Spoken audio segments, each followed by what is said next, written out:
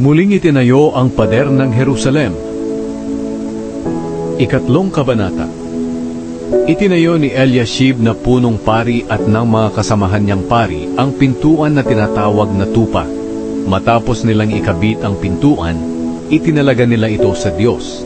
Itinayo rin nila at itinalaga ang mga pader hanggang sa tore ng 100 at sa tore ni Hananel. Ang nagtayo ng sumunod na bahagi ng pader ay ang mga taga-Jericho, at sumunod sa kanila ay si Sakur na anak ni Imri. Itinayo ng mga anak ni Hasena ang pintuan na tinatawag na isda.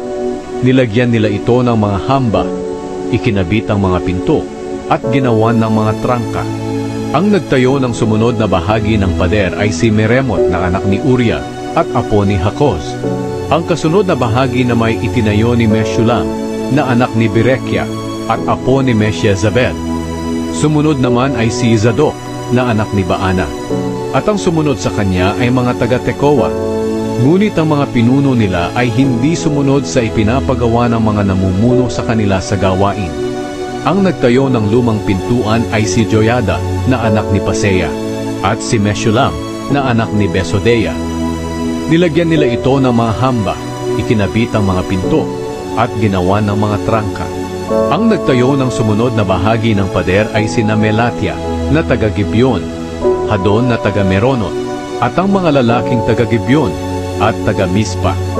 Ang mga lugar na ito ay sakop ng gobernador ng probinsya sa kanlurang Euphrates. Ang nagtayo ng sumunod na bahagi ng pader ay si Uziel na platero, na anak ni Harhaya. Ang sumunod naman sa kanya ay si Hanania na manggagawa ng pabango.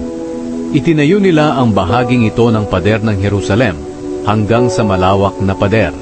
Ang sumunod na nagtayo sa kanila ay ang anak ni Hur na si Refaya, na pinuno ng kalahating distrito ng Jerusalem. Ang sumunod sa kanya ay si Jedaiah na anak ni Harumath. Itinayo niya ang bahagi ng pader malapit sa kanyang bahay. Ang sumunod sa kanya ay si Hatush na anak ni Hashabneah. Ang nagtayo ng sumunod pang bahagi ng pader at ng tore na may mga hurno ay si Malkia na anak ni Harim at Hashub na anak ni Pahat-Moab. Ang sumunod na nagtayo ay ang anak ni Halohes na si Shalom na pinuno ng kalahating distrito ng Jerusalem. Tinulungan siya ng mga anak niyang babae. Ang nagtayo ng pintuang nakaharap sa lambak ay si Hanun at ang mga taga-Zanoa. Ikinabit nila ang mga pinto nito at ginawa ng mga trangka. Ipinatayo rin nila ang 450 metro na pader sa pintuan ng pinagtatapunan ng basura.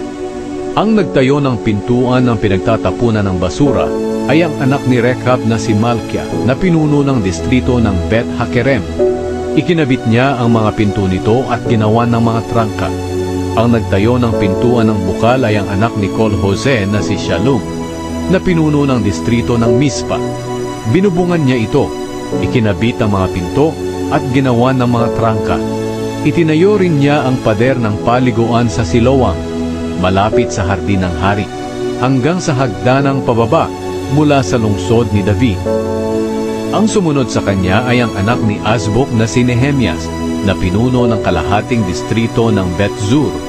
Itinayo niya ang pader na nakaharap sa libingan ni David, hanggang sa pinag-iimbakan ng tubig at sa kampo ng mga sundalo.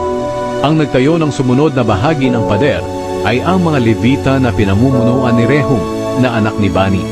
Ang sumunod sa kanya ay si Hashabia na pinuno ng kalahating distrito ng Keila.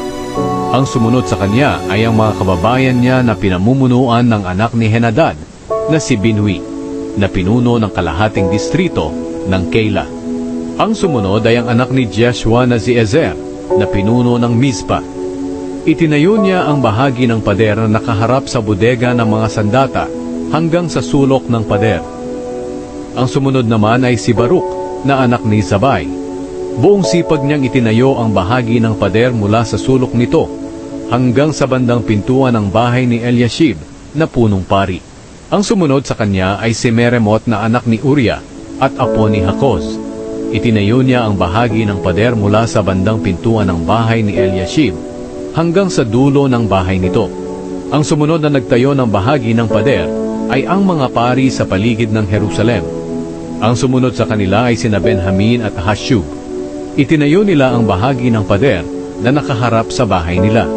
Ang sumunod sa kanila ay si Azaria, na anak ni Maaseya at apo ni Anania. Itinayo niya ang bahagi ng pader sa bandang gilid ng bahay niya. Ang sumunod ay si Binwi na anak ni Henadad. Itinayo niya ang bahagi ng pader mula sa bahay ni Azaria hanggang sa sulok ng pader. Isa pang bahagi ng pader na ito ang kanyang ipinatayo. Ang sumunod naman ay si Palal na anak ni Uzai. Itinayo niya ang bahagi ng pader mula sa sulok ng pader at ng nakausling tore sa palasyo, malapit sa pinagpupwestuhan ng mga gwardya. Ang sumunod sa kanya ay si Pedaya na anak ni Paros at ang mga utusan sa templo na nakatira sa may bulubundukin ng Ofel. Itinayo nila ang bahagi ng pader pasilangan hanggang sa pintuan ng tubig at sa nakausling tore. Ang sumunod sa kanila ay ang mga taga-Tekoa. Itinayo nila ang bahagi ng pader mula sa malalaking toreng nakausli hanggang sa pader ng Ofel. Pangalawang bahagi na ito ng pader na kanilang itinayo. Ang nagtayo ng bahagi ng pader na paahon mula sa pintuan ng mga kabayo ay ang mga pari. Itinayo ng bawat isa sa kanila ang bahagi na nakaharap sa bahay nila. Ang sumunod sa kanila ay si Zadok na anak ni Immer. Itinayo niya ang bahagi ng pader na nakaharap sa bahay niya. Ang sumunod sa kanya ay ang anak ni Shekania na si Shemaya, na gwardya ng pintuan sa silangan. Ang sumunod sa kanya ay si Hanania na anak ni Shelemia at si Hanun na ika-anim na anak ni Sala. Pangalawang bahagi na ito ng pader na kanilang itinayo. Ang sumunod sa kanila ay si Meshulam na anak ni Berekia. Itinayo niya ang bahagi ng pader na nakaharap sa bahay niya. Ang sumunod naman ay si Malkia na isang platero. Itinayo niya ang bahagi ng pader hanggang sa tinitirahan ng mga utusan sa templo at ng mga mangangalakal na nakaharap sa pintuan ng pinagtitipunan at hanggang sa kwarto sa sulok na nasa itaas ng pader. Ang nagtayo ng bahagi ng pader mula sa kwartong iyon hanggang sa pintuan na tinatawag na tupa ay ang mga platero at mga mangangalakal.